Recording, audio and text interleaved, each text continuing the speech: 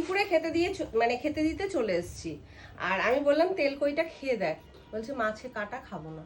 আলাম কাতলা মাছ রয়েছে সেটা নেই, বলছে না শুধু ডাল দিয়ে খাবো। আর বন্ধুরা আমার ভীষণ অবজেকশন আছে, মুখেই বলে ছেলে ছেলে, আমার দুই ছেলে, বড় ছেলে ছোট ছেলে, আমাকে ডাকিনি, নিজের ছেলেকে ডেকে বসিয়ে খেতে দিয়ে দিয়েছে। আমায় ডাকেনি, আমি মানে থেকে এসে খুবই জিনিসটা আমার কষ্ট হলো। আচ্ছা ডালটা দে, এসেছিস যখন। তোকে ডাকিনি?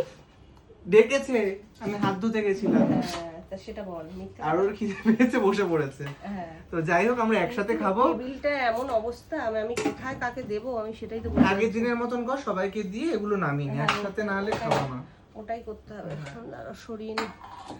তুমিও বসে যাও, সবাই বসে যাবে, মা বসে যাও, কেউ দাঁড়িয়ে থাকবে না। হ্যাঁ একসাথে বেরে একসাথে বসে যেতে হবে।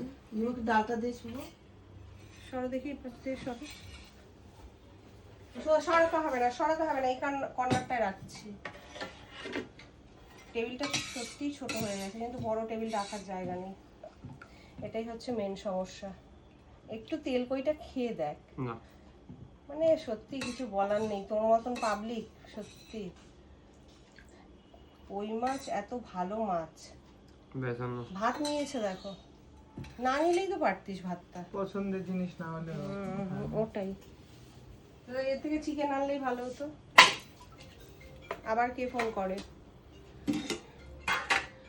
তুমি বসে যাও। তা যাই হোক বন্ধুরা, আবার পরের ভিডিও নিয়ে আসছি, সবাইকে খেতে দিই।